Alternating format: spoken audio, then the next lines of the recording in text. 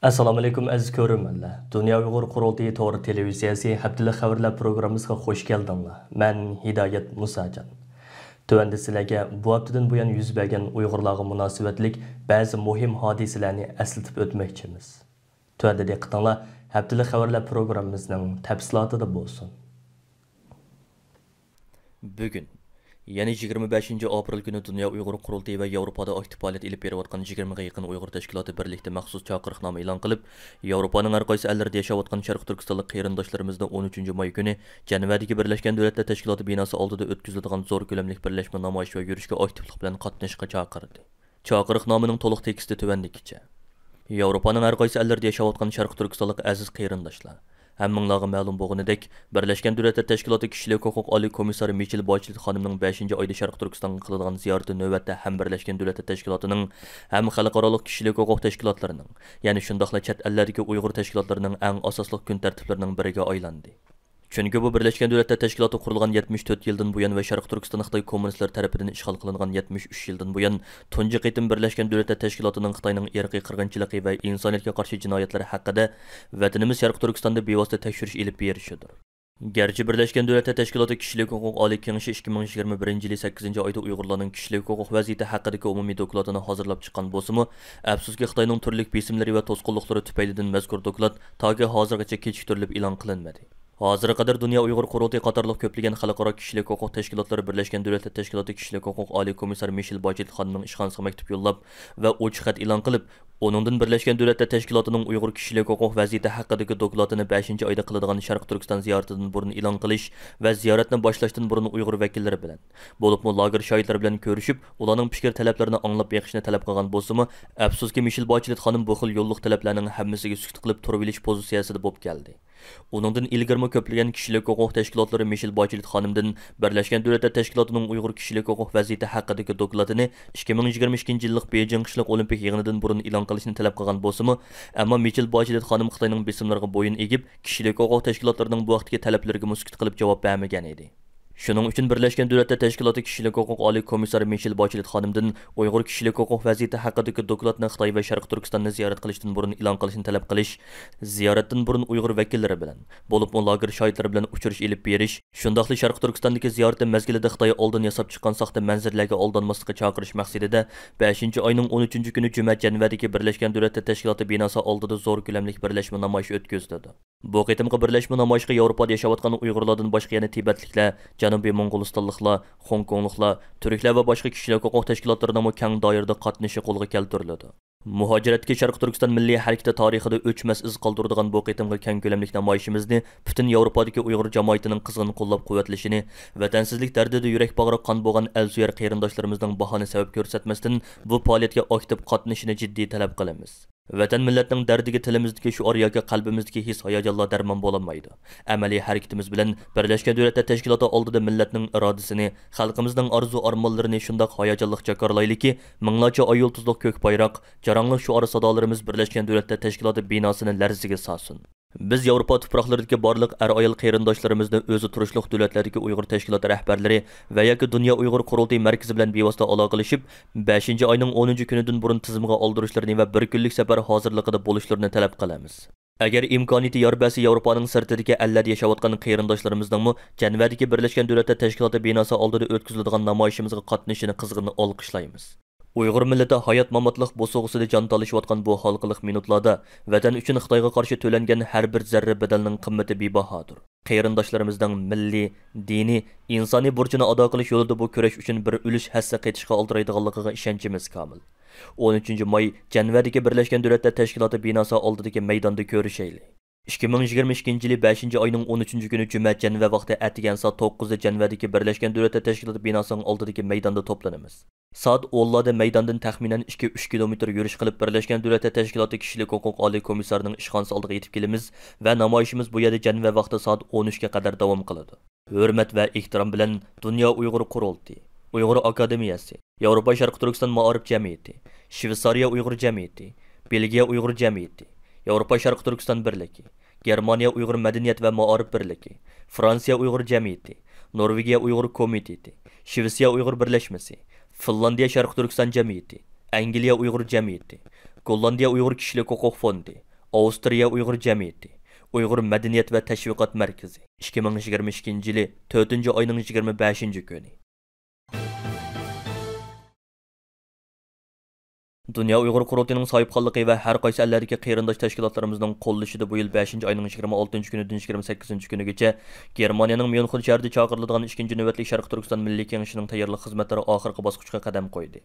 23 aprel shanba kuni Qurultay markaziy organi Germaniyadagi Uyg'ur tashkilotlarimizning mas'ullariga, Uyg'ur ish odamlarimizga va Germaniya cho'nglar mashrabi bilan yoshlar mashrabining asosli a'zolariga Myunxen shahridagi Qashqar restoranda iftor berib, oldimizda Myunxen shahrida chaqiriladigan 2-navbatlik Sharq Turkiston Milliy Kengashiga qatnashish uchun dunyoning har qaysi ellaridan keladigan vakillarni kutib olish uchun maxsus safarbarlik ilib bordi.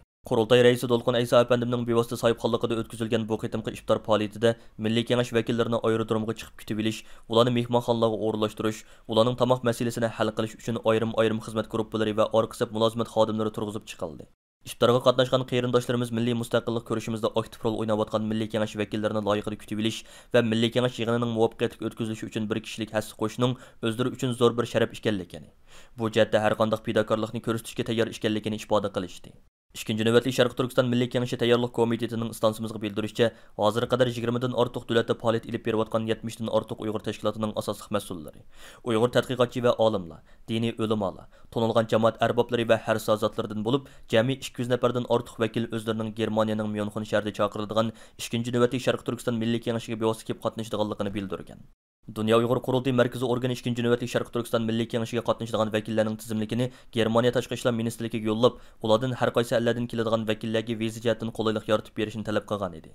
2-navbatlik Sharq Turkiston Milliy Kengashi tayyorlik komiteti o'tgan oyning oxiri bu navbatlik Milliy Kengashda muzokara qilinadigan asosli temalar va bu temalar asosida doklad qabul qilish haqida maxsus uqtirish tarqitib, Milliy Kengashga taklif qilingan aziz mehmonlarimiz ichida dokladni berishni orzu qilgan vakillarimizning o'zlarining doklatining temasini va doklatining asosli mazmunini yerim batini ishib ketmagan holda yozma shaklda Dünya Uyg'ur Qurultayining siyosiy va strategiya xizmatlariga mas'ul muavin raisi doktor Erkin Akram apandimga 5 oyning 1-kunidan burun oldin yo'llab berishni talab qilgan edi. Ondan başqa yana Dünya Uyg'ur Qurultayining raisi Dolqun Aysa va Qurultay fondining raisi Abdujalil Ahmad apandilar 2-navbatlik Sharq Turkiston Milliy Kengashiga taklif qilingan Uyg'ur tashkilotlarga birlashma imzoliq maktub yo'llab, ulardan iqtisodiy jihatdan yordamda bo'lib navbatda Milliy Kengashga birlikda sahibxonlik qilishni iltimos qilgan edi. Hozirga qadar 20 dan ortiq tashkilot ularning bu iltimosini qabul qiladiganligini bildirgan.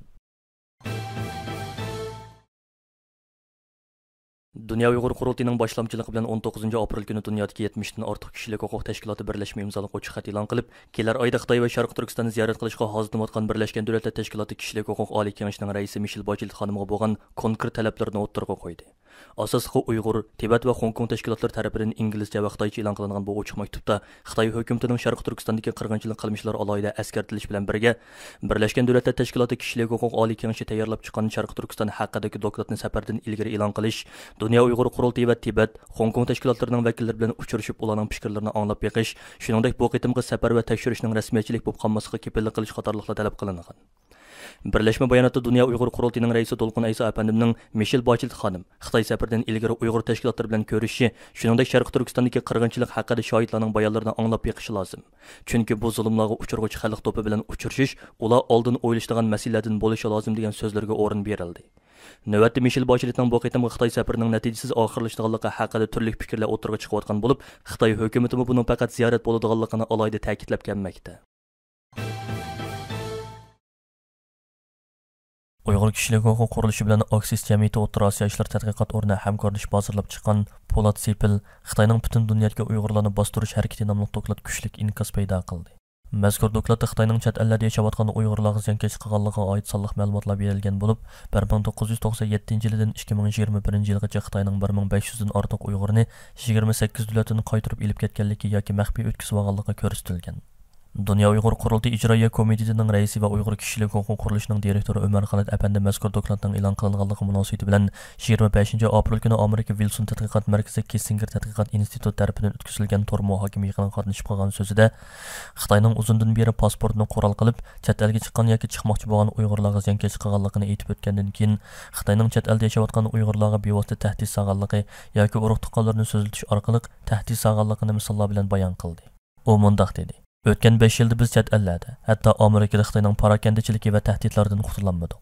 Muajiratdagi har bir Uyg'ur, hatto demokratik ellarda yashayotgan Uyg'urlar Xitoyning bunday davlat xalqiga zulmga uchrab keldi. Buningga qarshi harakat qo'llanadigan vaqt keldi. U so'zda yana Amerika tashqi ishlar ministrligining chet eldagi Uyg'urlarga ziyonkashlik qilgan Xitoy amaldorlariga viza cheklamasini qo'yganligini, buning Xitoyning pul siyosatiga berilgan tunji zarba ekanligini qayd qildi hamda Amerika tashqi ishlar ministrligi bilan Adliya ministrligining davomli harakat qilinib, Xitoyning bu zo'ravonligini oyoqlashtirishini umid qiladiganligini bildirdi. Ömer Qanat apandi mundaq dedi. Amerikada hozir 10 ming atrofida Uyg'ur bor. Ulardan faqat bir nechasila oila a'zolari va ulug' tuqqanlari uchun gap qilyotidi. Boshqalari sukutda turyotidi. Chunki ular Xitoy hukumatining o'ch ilishidan ansiraydi. Xitoy hukumati ehtimol ularning urug' tuqqanlaridan foydalanib, ularni jim yurishga majburlayotidi. Xitoy josuslari Amerikalik Uyg'urlarga telefon urishni to'xtatgani yo'q. Ular Uyg'urlarga telefon urib tahdid soladi. Parakanda qiladi. Xitoyga qarshi gap qilmaslikni talab qiladi. yoki ularning urug' tuqqanlarini go'rak elib gap qilg'izmaydi. Xitoy hukumatining davlat otlab tahdid silishi tufaylidan hatto dunyoning har qaysi joylaridagi Uyg'ur faoliyatchilari erkin harakat qilolmaydi. Yaqında bu dokladning Opturo Oxis jamiyati O'rta Osiyo ishlar tadqiqot o'rni va Wilson tadqiqot markazining xalqaro tadqiqotchi Berli Jardin mazkur dokladning muhim temasi va qisqacha mazmunini tunishtirdi. O so'zda bu dokladning muhim temasining davlat xalqiga bostirish ekanligini, dokladda berilgan ma'lumotlarning Xitoyning Sharq Turkistonning sirtida ilib borgan zo'ravonliklarini hamda buning xalqaro orq ko'rinishini aks ettirganligini bayon qildi. Amerika Xalqaro diniy erkinlik komitetining muavin raisi, Xudson institutining oliy tadqiqotchisi Nuri Turkel apandi bu yig'inda Xitoyning chet ellardagi Uyg'urlarni bostirishda nimishqa bo'lgunchi, terrorchi, radikal islomchi qalbqini kiydirishda chang turdiganligiga javob berdi hamda Amerikaning bu masalada Xitoy bilan o'xshamaydigan ko'z qarashda ekanligini bildirdi. Xitoyning Uyg'urlar qaratgan irqiy qirg'inchilik siyosatida kommunizm va natsizmning yo'lga egashganligini bildirib mundaq dedi. Mening ta'kidlab kelayotganim bu faqat Amerika hukumatining deydigan masalasi bo'lmasligi kerak. Yevropadagi ittifoqdosh davlatlar, bo'lib natsizm, faşizm, hatto kommunizmni boshdan kechirgan Yevropa davlatlarining hukumatlari bu xil qabih siyosat va zo'ravonliklarni bilishi. Hech qanday siyosiyon, dangliq korxonachi, dangliq ziyoli yoki siyosatchilar bu masalaga bir ko'zni ichib, bir ko'zni yumolmasligi, balki uni kishilik huquq masalasi deb qarashi kerak. Nuri Turkel apandi yana Xudson institutining oliy tadqiqotchisi bo'lib sufati bilan bu masalalarni mudoim muhokama qiladiganligini, shuning bilan birga amaliyotchil bo'lib, siyosatchilarga va qonun tuzuvchilarga ta'sir ko'rsatib, Xitoydagi irqiy qirg'inchilik yurgizayotgan bir davlatda o'z qilmishlarini normallashtirishiga yo'l qo'ymasligi kerakligini bildirdi. Mustabid Xitoy hokimiyatining Sharq Turkistonda Uyg'urlarni asos qilgan xalqlarga qarshi rahimsizlik yurgizayotgan irqiy qirg'inchiligi va insoniyatga qarshi jinoyatlarini Shundaqla Uyg'ur sud kollegiyasining o'tgan yili 12 oyning 9 kuni chiqargan hukmini Finlandiya parlamentiga e'tirof qildirish maqsadida 27 aprel Finlandiyaga yetib kelgan Dunyo Uyg'ur qurultayining raisi Dolqun Aysa, Qurultay ijroiya komitetining muavin raisi Turg'unjon Alovdin va qurultayning bayonotchisi ham Qurultay ayollar komitetining mudiri Sumratay Erkinlardan tarkib topgan qurultay hay'ati Helsinki'da bir qator muhim uchrashuvlarda bo'ldi. Shu kuni qurultay hay'ati Finlandiyadagi bir qism Uyg'ur jamiyati bilan iftorda birga bo'lib, ularga Dunyo Uyg'ur qurultayining xalqaro sahnada ilib berayotgan faoliyatlari haqida ma'lumot berish bilan birga Uyg'ur davosining Finlandiyadagi ta'sirchanligini yanada oshirish masalasi haqida ular bilan samimiy suhbat ilib bordi. 28 aprel kuni Dolqun Aysa boshchiligidagi qurultay hay'ati oldi bilan xalqaro kechirim tashkiloti Finlandiya sho'basini ziyorat qilib, mazkur tashkilotning asosliq mas'ullari bilan suhbat ilib bordi. Dolqun Aysa apandi suhbatda qilgan so'zida xalqaro kechirim tashkilotining Uyg'ur irqiy qirg'inchiligini dunyoga fosh qilish va Uyg'ur masalasini xalqarolashtirish jihatida ko'rsatib kelgan g'oya zo'r tirishchanligiga butun Sharq Turkiston xalqi nomidan alohida minnatdorlik bildirish bilan birga xalqaro kechirim tashkiloti Finlandiya sho'basidan Uyg'ur irqiy qirg'inchiligini Finlandiya parlamentiga e'tirof qildirish, shundaqla Uyg'ur irqiy qirg'inchiligini to'sib qilish uchun Finlandiya hukumatining Xitoyga tadbir qo'llanishini qo'lga keltirish uchun jiddiy harakat ko'rishini talab qildi. Bugun, ya'ni 29 aprel kuni Dolqun Aysa boshchiligidagi qurultay hay'ati Finlandiya parlamenti kishilik huquq komitetining raisi Veronika boshchiligidagi parlament a'zolari bilan suhbat ilib bordi. Dolqun Aysa apandi suhbat jarayonida qilgan so'zida mustabid Xitoy hokimiyatining Sharq Turkistonda Uyg'urlarni asos qilgan xalqlarga qarshi yurgizayotgan irqiy qirg'inchiligining hozir ham jiddiy davom qilayotganligini eskartib o'tish bilan birga, hozir qadar Amerika, Kanada, Gollandiya, Angliya, Belgiya, Fransiya, Chexiya, Litvaniya va Irlandiya qatorli 9 davlatning Uyg'ur irqiy qirg'inchiligini rasmiy yo'sinda e'tirof qilib, maxsus qaror qabul qilganligini, demokratiya va kishilik huquq prinsiplarini eng kuchli darajada himoya qilib kelayotgan Finlandiya parlamentining bu davlatlardan ulgu ilib Uyg'ur irqiy qirg'inchiligini e'tirof qilib, maxsus qaror ma'qullashini umid qiladiganligini ifoda qildi. Shu kuni Dolqun Aysa boshchiligidagi qurultay hay'ati yana Finlandiyadagi eng nufuzli ayollar tashkilotining raisi va parlament a'zosi Sara Sofia Sern boshchiligidagi hay'at bilan maxsus uchrashuv ilib berib, ularga yuqorqi qarash va talablarini izhor qildi. 29 aprel juma kechida Dolqun Aysa boshchiligidagi qurultay hay'ati Finlandiyada yashayotgan Uyg'ur qarindoshlarimizga qurultay nomidan iftor berib, ularning Uyg'ur davosini Finlandiyada kuchlantirish uchun ko'rsatib kelgan fidokorliklariga minnatdorlik bildirdi. Kanada parlamenti Avam palatasining Grajdonlik va ko'chmanlar komiteti 26 aprel birdek ovoz bilan qaror ma'qullab, hukumatning Xitoyning ziyonkashligidan qochib chiqqan Uyg'ur musofirlarga panohlik berishni, ularga panohlik berishda mavjud belgilangan rasmiyatlarni qisqartirishni talab qilgan. Bu Kanada parlamentining o'tgan yil 2 oyda Xitoyning Uyg'urlarga qilgan vahshiyliklari irqiy qirg'inchilik deb e'tirof qilgandan beri uning tunji qitim bundaq bir qarornoma ma'qullashidir. Qarornomada Kanada hukumatining Uyg'ur musofirlarga panohlik berishi, musofirlikni qabul qilish belgilamalaridagi rasmiyatlarni qisqartirishi talab qilingan. Qarornomada ko'rsatilishicha Kanada hukumati Uyg'ur musofirlarni qabul qilishda Birlashgan Davlatlar Tashkiloti Musofirlar Mahkamasiga iltimos qilish bosqichi yoki 3-davlatning vaqtli qo'g'dalg'uchi salohiyatiga erish bosqichlarini qisqartib, bevosita qabul qilishi, musofirlarga aloqador biologiyalik uchur to'plash rasmiyatlarini Kanadaga kelgandan keyin bajarish kerak ekan. Hukumatning mazkur qarornomadagi talablarga qanday inkas qaytardiganligi ma'lum emas. Ammo qarornomada hukumatning 30 kun ichida Grajdonlik va ko'chmanlar komitetiga javob berish talab qilingan. Qarornomada Grajdonlik va ko'chmanlar komitetining hokimiyat beshidagi Liberallar partiyasining bo'lgan a'zolarini o'z ichiga olgan 11 nafar a'zosining birdek qo'llashi bilan ma'qullangan. Kanada parlamenti Grajdonlik va ko'chmanlar komitetining 26 aprel ma'qullangan qarorda Xitoydagi Uyg'ur va boshqa Turkiya musulmonlarining davomli irqiy qirg'inchilikka duch kelayotganligi va 3-davlatdagi kishilarning tutqun qilinish, Xitoyga qaytarilish xavfiga duch kelayotganligi, Xitoyga qaytarilsa xohlagancha tutqun qilinish, qiyin qisliq va boshqa vahshiyliklarga uchrash xavfini ko'zda tutib, komitetimiz hukumatni tadbir ilishga chaqirdi deyilgan. Bir qancha yildan buyon Turkiyada qiyin ahvolda qolgan Uyg'ur qarindoshlarimizni Kanadaga ko'chman sifatida yetkazib kelish uchun izchil turda tirishchilik ko'rsatib kelgan va Kanada parlamenti Avom palatasining yuqori qarorini ma'qullashida muhim rol o'ynagan Dunyo Uyg'ur qurultiyi qonun komitetining mudiri va Kanada Uyg'ur haqlarini qo'llash tashkilotining direktori Mehmet To'xta apandim bu munosabat bilan istansimizning telefon ziyodini qabul qilib mundaq dedi. Bir qancha yillik jabha tortishlardan keyin Turkiyada qarindoshlarımızdan Kanadaga kelish yo'lidagi to'salg'ular asosan hal bo'ldi. Hamda ba'zi rasmiyatga munosabat ishlar qilib qoldi. Ya'ni bu yo'l ochilgan bo'ldi hamda. Qolgani hamda shu bir oy ichida hukumat komitetiga bir plan topshirdi. Ondan keyin parlamentga yana bir qiladigan bir kam ishimizdan birisi va uni qilsak, umuman shu 1,5 oyda tugaydi. Bularning nimasi ketadigan ba'zi chiqimlar taxminan 250 million dollardan 300 million dollargacha. Onun hal qilish choralarini qilib qo'ydik. Shuna bo'lganda hamda mush yilning shu 9-oydan boshlab keladigan odamlarning nimalari hukumatga yo'llanib tursa, kelar yil 5-6 oy atrofida birinchi turkum odamlar kelishga boshlaydi. Hamda hozirgi bizning plan bo'yicha bo'lganda, bizning deganimiz bo'yicha bo'lsa 15 mingdek Uyg'ur keladi. Agar hukumatning degandek bo'lsa, 10 mingdek Uyg'ur keldi, lekin 10 ming va 15 ming atrofidagi Uyg'ur Xudoyim birisi Kanada keldi va bu xabarmi Kanada parlamentida uzun qolmay shu rasmiy parlamentning nimasida qaror bo'lib, shu bo'yicha rasmiy hukumatning vujudilib, parlamentning vujudilib Xudoyim birisi chiqdi. Jiq chapatatdik, jiq haqoratga qoldik. Ishqib Müşü qarindoshlarning ishini deb tizimlatib o'qilib buqilib shu nima bilan yo'q yerdan shu u yerga mang bu yerga mang yo'l ichib parlamentdan qaror og'izib doklad chiqarg'izib uni qilib eng oxiri choq cho'gila eng oxirgi nuqtalar kelib endi hali bir yerlar berib qoldi inshaalloh. Shu 2-3 oy ichida aniq hukumatning plan nimalari aniq bo'ldi. Qancha yilga bo'lib ekiladi, qanchalik odamni birinchi, qanchaligini ikkinchida ekiladi degandek shuni qilib qarorlar asosan bir yerga berib qoldi. Endi texnikalik shu oy nima tafsilotlar, konkret plan, programmalar nega o'rinlashtiramiz, qancha birisining pasporti bor, qancha birisi Kanada travel document berish kerak degandek shu aniqlash bosqichlari. Hamda eng oxir kelganda yana Kanada ko'chmanlar ministerligi burun shu Birlashgan Davlatlar Tashkilotining tanishtirishini shart qilganda, hozir Birlashgan Davlatlar Tashkilotining o'rniga shu Dunyo Uyg'ur qurultiyi bilan shu Uyg'ur haqlarini himoya qilish qurilishining bizning tanishtirishimizni shu innovativ deb nima qilganini uni qabul qildi.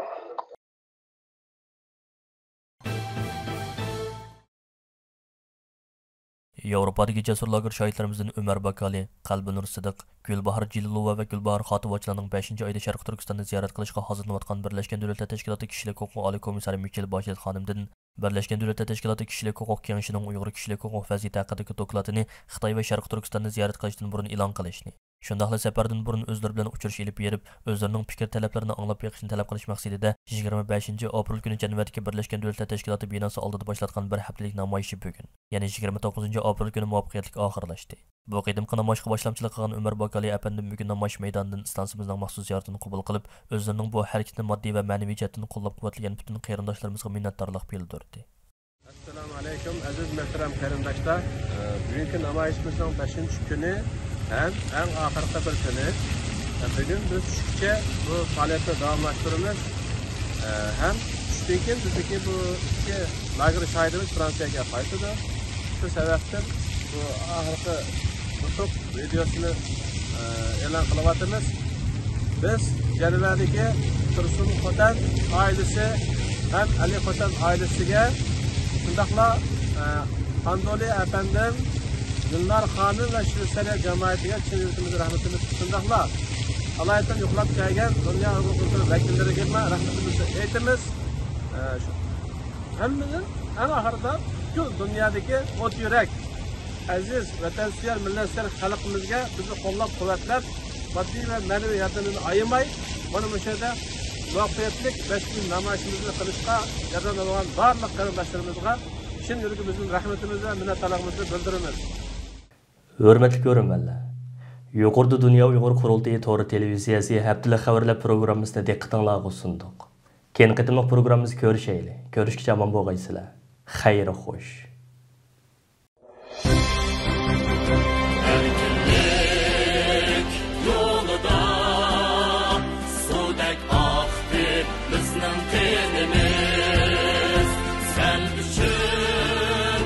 Yurtimiz, fida bulsun canimiz, kan geçip hem can bir